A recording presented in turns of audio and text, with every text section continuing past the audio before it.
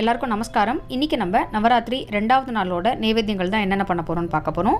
இன்றைக்கி வந்து 2வது நாள் பாயசம் வந்து பேரிச்சம்பழ பாயசம் பண்ண போகிறோம். ரொம்ப ஒரு சிம்பிளான ஒரு ரெசிபி தான், ஆனால் ரொம்ப சூப்பராக இருக்கும். அதுக்கு 200 கிராம் அளவுக்கு பேரிச்சம்பழம் எடுத்துட்டுருக்கேன். அது உள்ளுக்குள்ளே இருக்கிற அந்த விதைகள்லாம் எடுத்துட்டுருக்கேன். இல்லை 1 டம்ளர் அளவுக்கு நல்லா சூடாக இருக்கக்கூடிய வெந்நீர் வந்து விட்டுக்கலாம். ஏன்னா இந்த பேரிச்சம்பழம் வந்து நல்லா ஊறினா தான் அரைக்கிறதுக்கு வந்து உங்களுக்கு வந்து நல்லாயிருக்கும். இப்போ ஒரு 10 நிமிஷம் ஊறட்டும். ஊறினதுக்கப்புறம் பார்க்கலாம். இது வந்து நல்லா இது மாதிரி ஸ்பூனால் இந்த வெந்நீரில் வந்து நனைகிற அளவுக்கு மூடி வச்சுடலாம். இப்போ ஒரு 10 நிமிஷம் கழித்து பார்க்கலாம். இப்போ 10 நிமிஷம் ஆகிடுது. பேரிச்சம்பழம் வந்து நல்லா உங்களுக்கு வந்து ஊறி வந்துடுது. இது மாதிரி ஊறினா தான் அரைக்கிறதுக்கு வந்து சௌரியமாக இருக்கும். இப்போ இந்த பேரிச்சம்பழத்தை ஒரு மிக்ஸி ஜாரில் வந்து சேர்த்துக்கலாம். ஃபுல்லாக தண்ணியோடு நீங்கள் வந்து போட்டுக்க வேண்டாம். முதல்ல பேரிச்சம்பழத்தை போட்டுக்கோங்க. அதுக்கப்புறம் இந்த கொஞ்சம் கொஞ்சமாக இந்த தண்ணி விட்டு அரைச்சிக்கலாம். தண்ணி வந்து வேஸ்ட் பண்ண வேண்டாம். ஸோ அரைக்கிறதுக்கு வந்து நம்ம யூஸ் பண்ணிக்கலாம். ஆனால் ஒரேடியாக போட வேண்டாம். கொஞ்சம் கொஞ்சமாக விட்டு அரைச்சோம் அப்படின்னா சௌரியமாக இருக்கும்.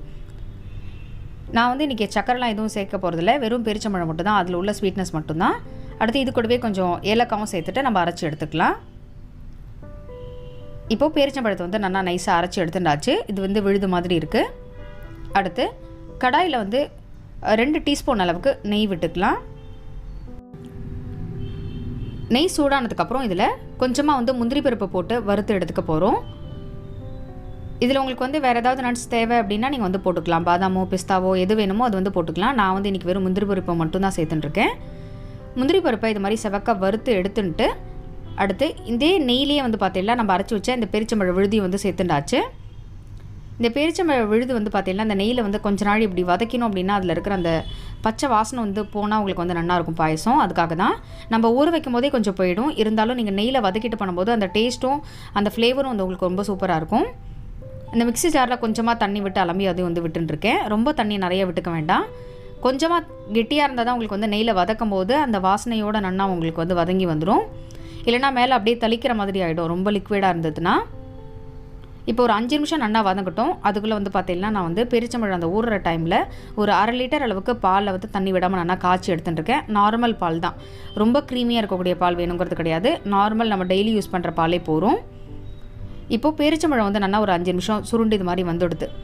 ஸோ இது மாதிரி நல்லா வதங்கி வந்ததுக்கப்புறம் பால் விட்டால் தான் உங்களுக்கு வந்து நல்லாயிருக்கும். இப்போ வந்து பார்த்தீங்கன்னா நல்லா வதங்கி வந்துடுது. இதுக்கு வந்து நெய்யும் நிறைய தேவையில்லை. நம்ம முன்னாடி விட்டுருந்தா அந்த நெய்யே போகும். இந்த டைமில் நம்ம என்ன பண்ணணும் அப்படின்னா நம்ம ஆற வச்சுட்டு இருக்கிற பால், காய்ச்சின பால் வந்து கொஞ்சம் சூடு நல்லா ஆறணும். கொதிக்க நீங்கள் விடணுங்கிறது கிடையாது. ஏன் வந்து கொதிக்க சேர்க்க வேண்டாம் அப்படின்னு சொல்கிறேன் அப்படின்னா பால் வந்து ஒரு சில நேரம் வந்து பார்த்திங்கன்னா நம்ம பேரிச்சம்பழத்தில் இருக்கிற அந்த புளிப்பில் வந்து டக்குன்னு திரிஞ்சு போன மாதிரி ஆகிடும். ஸோ அதுக்காக தான் பாலை வந்து தனியாக காய்ச்சி ஆற வச்சுட்டு அதுக்கப்புறமா விடுங்கன்னு சொல்கிறேன். இப்போது நம்ம காய்ச்சி எடுத்து வச்சுருக்கிற இந்த பாலை வந்து இந்த பேரிச்சம்பழம் அந்த நம்ம விழுது வதக்கி வச்சுருக்கோம் இல்லையா அதில் வந்து விட்டுக்கலாம். நான் எடுத்துகிட்டு இருக்கிற இந்த பேரிச்சம்பழத்துக்கு இந்த 1/2 லிட்டர் பால் வந்து சரியாக இருக்கும். ஸோ ரொம்ப திக்காக இருந்தாலும் உங்களுக்கு வந்து பாயசம் குடிக்கிறதுக்கு நல்லா இருக்காது. ரொம்ப தண்ணியாக இருந்தாலும் உங்களுக்கு வந்து நல்லா இருக்காது. அதனால் அது வந்து பார்த்துட்டு பாலை வந்து நீங்கள் சேர்த்துக்கலாம். நான் இப்போ வந்து 1/2 லிட்டர் பால் ஃபுல்லாகவே சேர்த்துன்ட்டேன். உங்களுக்கு வந்து இந்த ப்ரௌன் கலர் ஏன் இருக்குன்னா பேரிச்சம்பழம் வந்து ப்ரௌனாக இருக்கிறதுனால நம்ம எடுத்துக்கக்கூடிய அந்த பேரிச்சம்பழத்தை பொறுத்து தான் இருக்குது. அதே மாதிரி பேரிச்சம்பழம் வந்து நல்ல ஸ்வீட்டாக இருந்தால் நீங்கள் வந்து சக்கரை சேர்க்கணுங்கிறது கிடையாது. நிறைய பேர் வந்து பாயசம் வந்து நல்ல ஸ்வீட் இருந்தால் தான் குடிப்பேன்னு சொல்லுவா. ஸோ அது மாதிரி இருந்ததுன்னா நீங்கள் வந்து சக்கரை சேர்த்துக்கலாம். ஆனால் நான் வந்து இன்றைக்கி எதுவும் சக்கரைலாம் சேர்க்கல. பால் சேர்த்துட்டு நல்லா ஒரு 5 நிமிஷம் கொதிக்கட்டும். நல்லா கொதிச்சா தான் உங்களுக்கு வந்து அந்த பேரிச்சம்பழம் பால் வந்து நல்லா ஒத்தாப்பில் சேர்ந்து வர மாதிரி இருக்கும். இப்போ வந்து நிறைய குழந்தையெல்லாம் வந்து பார்த்தீங்கன்னா பேரிச்சம்பழம் வந்து சாப்பிட மாட்டேன்னு சொல்லுவாள். ஸோ அவளுக்குலாம் வந்து இது மாதிரி டேட்ஸோட நீங்கள் வந்து பாயசமோ இது மாதிரி இல்லை மில்க் ஷேக்கோ ஏதாவது பண்ணி கொடுத்தோம் அப்படின்னா குழந்தைகளுக்கு வந்து தெரியாது, சாப்பிடுவா. குழந்தைகளுக்கு உடம்புக்கு வந்து ரொம்ப நல்லது. ஸோ அதனால் இது கண்டிப்பாக வந்து நீங்கள் வந்து ட்ரை பண்ணி பாருங்கள். இப்போது வந்து பாயசம் நல்லா கொதிச்சு எடுத்து இந்த டைமில் நம்ம வறுத்து வச்சுருக்கிற முந்திரி பருப்பு சேர்த்துட்டு நல்லா ஒரு தடவை கலந்து விட்டுட்டு கேஸ் ஆஃப் பண்ணிடலாம். ரொம்பவே சூப்பராக நம்மளோட பேரிச்சம்பழ பாயசம் வந்து ரெடியாக எடுத்து கண்டிப்பாக எல்லோரும் இந்த நவராத்திரிக்கு இந்த பேரிச்சம்பழ பாயசத்தை வந்து ட்ரை பண்ணி பாருங்கள்.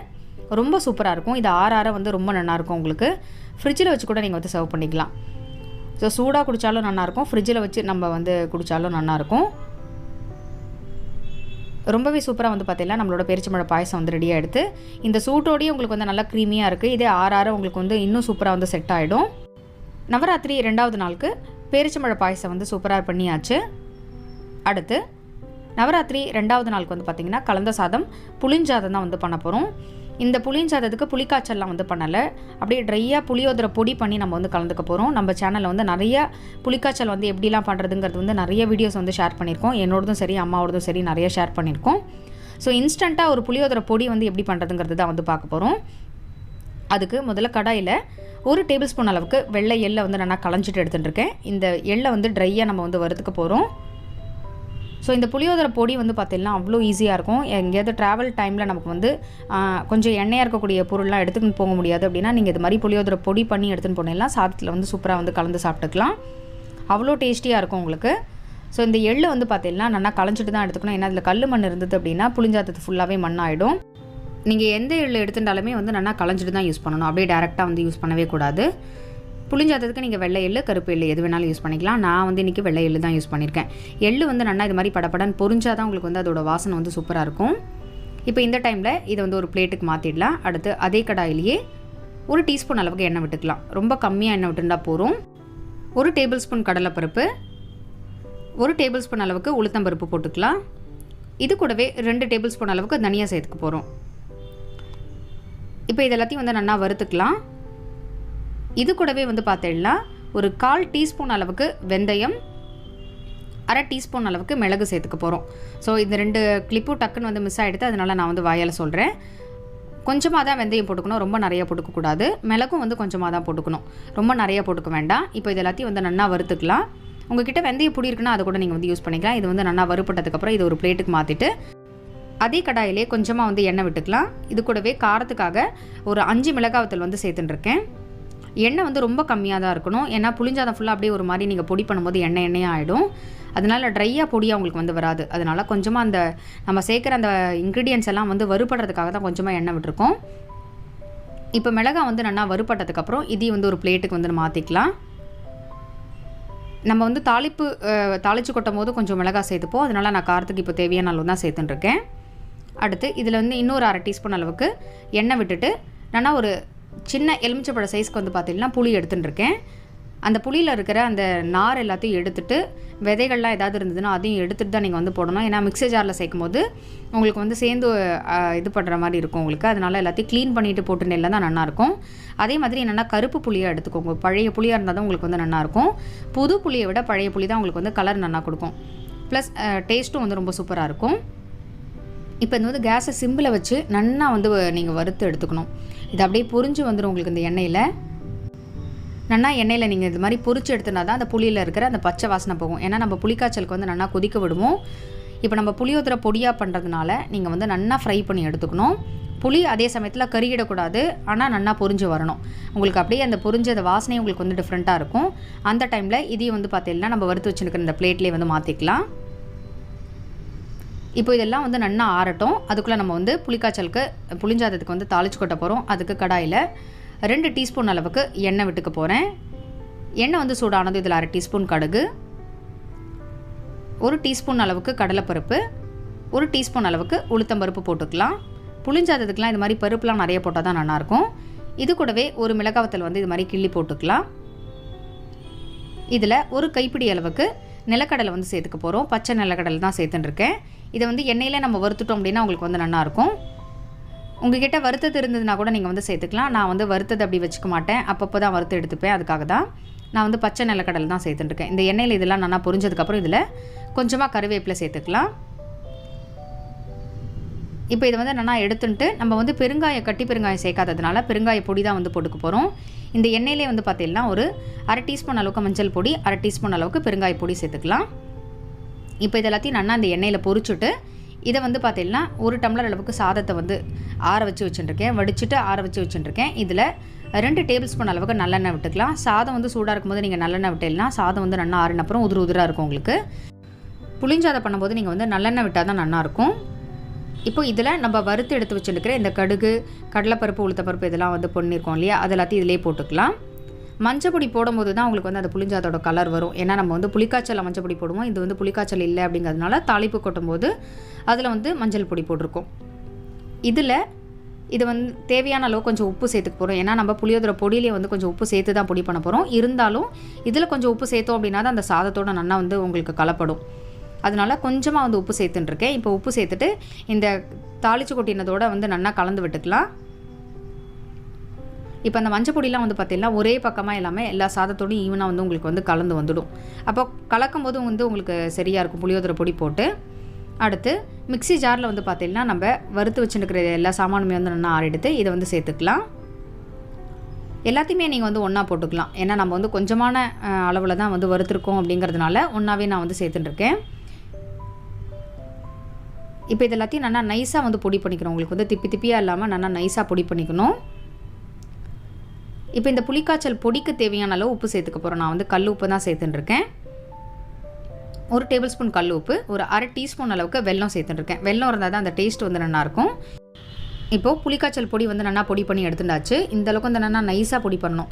அப்போ தான் உங்களுக்கு வந்து புளிஞ்சாதத்தில் நம்ம வந்து கலக்கும் போது வந்து பார்த்தீங்கன்னா அது புளிக்காய்ச்சலா இல்லை புளியோதரை பொடியாங்கிறதே தெரியாத அளவுக்கு இருக்கும்.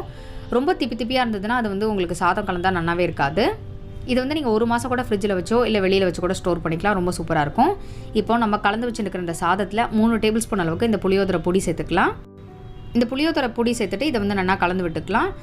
இந்த புளியோதரை வந்து பார்த்தீங்கன்னா நீங்கள் வந்து கலந்த உடனே சாப்பிட்றத விட இது வந்து ஒரு 2 மணி நேரம் வந்து ஊறணும். ஏன்னா நம்ம சேர்த்துருக்கிற அந்த ட்ரையாக சேர்த்துருக்கிறதுனால எல்லாமே வந்து அந்த சாதத்தோடு ஊறினா தான் உங்களுக்கு வந்து டேஸ்ட்டு ரொம்ப நல்லாயிருக்கும். கலந்துட்டு உடனே சாப்பிட்றத விட இப்போ நம்ம மத்தியானம் கலந்தோன்னா ராத்திரி சாப்பிடலாம், இல்லை கார்த்தால கலந்தோன்னா மத்தியானம் சாப்பிட்டோம் அப்படின்னா ரொம்ப சூப்பராக இருக்கும். இப்போ கலந்ததுக்கப்புறம் பார்த்தீங்கனாலே தெரியும் உங்களுக்கு வந்து அப்படியே எக்ஸாக்டாக புளிக்காய்ச்சல் பண்ணி நம்ம கலந்தால் எப்படி இருக்குமோ அதே மாதிரியே இருக்கும். ரொம்ப சூப்பராக இருக்கும். ரொம்ப ஈஸியாகவும் பண்ணிடலாம். அந்த புளிக்காய்ச்சல் பண்ணுறதுக்கான அந்த டைம் வந்து பார்த்திங்கன்னா அவ்வளோ சேவ் ஆகும். ரொம்ப சூப்பராக இருக்கும். இது ட்ராவல் டைம்லேயும் உங்களுக்கு வந்து நல்லாயிருக்கும். வீணாக போகாமல் சூப்பராக இருக்கும் சாதம். இப்போது இன்ஸ்டன்ட் அந்த புளியோதரை பொடி வச்சு நம்ம வந்து சாதம் எப்படி கலக்கிறதுன்னு பார்த்தோம். இப்போது நவராத்திரி 2வது நாளுக்கு வந்து பார்த்திங்கன்னா இந்த புளியோதரை பொடி சாதம் தான் வந்து நம்ம பண்ணியிருக்கோம். கண்டிப்பாக எல்லோரும் இந்த புளிஞ்சாத ரெசிபி வந்து ட்ரை பண்ணி பாருங்கள். அவ்வளோ சூப்பராக இருக்கும். காரங்கள்லாம் உங்களுக்கு எவ்வளோ தேவையோ அதுக்கு தகுந்த மாதிரி பண்ணிக்கோங்க. நான் எடுத்துகிட்டு இருக்கிற அந்த புளியோதரை பொடி இந்த சாதத்துக்கு எல்லாத்துக்குமே வந்து சரியாக இருக்கும். கொஞ்சம் பொடி வந்து எக்ஸ்ட்ராவாக தான் நான் வந்து பண்ணியிருக்கேன். எக்ஸாக்டாக ரொம்ப கொஞ்சமாக பண்ண முடியாது. ரொம்பவே சூப்பராக நம்மளோட புளிஞ்சாதம் வந்து பார்த்திங்கன்னா ரெடி ஆகிடுது. அடுத்து நவராத்திரி 2வது நாளுக்கு காராமணி சுண்டல் தான் வந்து பண்ண போகிறோம். காராமணிலேயே உங்களுக்கு வந்து 2 விதமான காராமணி கிடைக்கும். ஒன்று வந்து வெள்ளை, இன்னொன்று வந்து சிகப்பு. ஸோ இதில் வந்து நான் இன்றைக்கி சிகப்பு காராமணி தான் எடுத்துகிட்டு இருக்கேன். இந்த காராமணியை ஒரு 4லேருந்து 5 மணி நேரம் நான் ஊற வச்சு எடுத்துக்கலாம். இப்போ வந்து பார்த்தீங்கன்னா நான் வந்து ஊற வச்சு எடுத்து வச்சுட்டுருக்கேன். சாயந்தரம் சுண்டல் பண்ணுற மாதிரி இருந்தால் கார்த்தால வந்து ஊற வச்சுக்கோங்க. அடுத்து குக்கரில் வந்து பார்த்தீங்கன்னா ஒரு 2 டம்ளர் அளவுக்கு தண்ணி வச்சுருக்கேன். தண்ணி வந்து நல்லா சூடானதுக்கப்புறம் நம்ம ஊற வச்சுட்டுருக்கிறேன் இந்த காராமணி வந்து சேர்த்துக்கலாம்.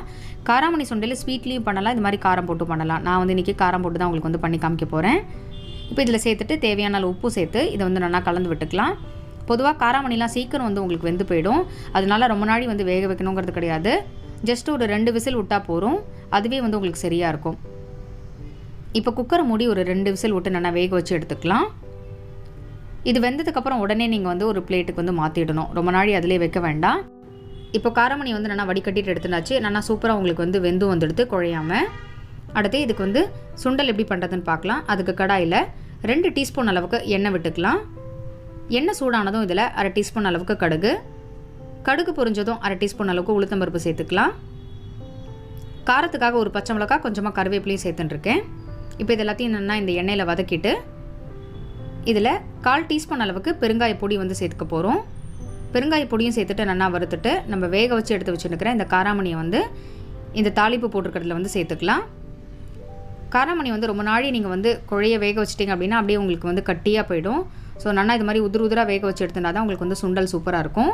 காராமணிக்கே தனியாக வந்து ஒரு ஸ்வீட்னஸ் வந்து உண்டு. அதனால காரம் போட்டு பண்ணும்போது ரொம்ப சூப்பராக இருக்கும். இதை நல்லா கலந்துட்டு தேவையான அளவு தேங்காய் வந்து சேர்த்துக்கலாம். நான் வந்து ஒரு 2 டேபிள் ஸ்பூன் அளவுக்கு சேர்த்துட்டுருக்கேன். உப்பு போட்டு வேக வச்சதுனால திருப்பி வந்து உப்பு சேர்க்கல.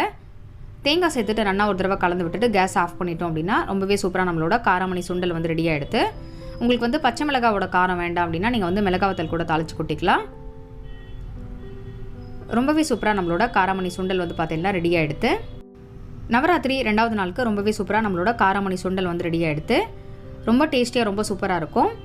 நான் சொல்லிக் கொடுத்த மாதிரியே இந்த 3 பிரசாதங்களும் நீங்கள் வந்து நவராத்திரி 2வது நாளுக்கு நைவேத்தியமாக பண்ணி பார்த்துட்டு எப்படி இருக்குது அப்படிங்கிறது வந்து உங்களோட ஃபீட்பேக் வந்து சொல்லுங்கள். இந்த வீடியோ பிடிச்சிருந்தது அப்படின்னா உங்கள் ஃப்ரெண்ட்ஸ்க்கும் ரிலேட்டிவ்ஸ்க்கும் ஷேர் பண்ணுங்கள். மறக்காமல் நம்ம சேனலை வந்து சப்ஸ்கிரைப் பண்ணிக்கோங்க. மறுபடியும் அடுத்த ஒரு வீடியோவில் உங்கள் எல்லாரையும் சந்திக்கிறேன். நன்றி, வணக்கம்.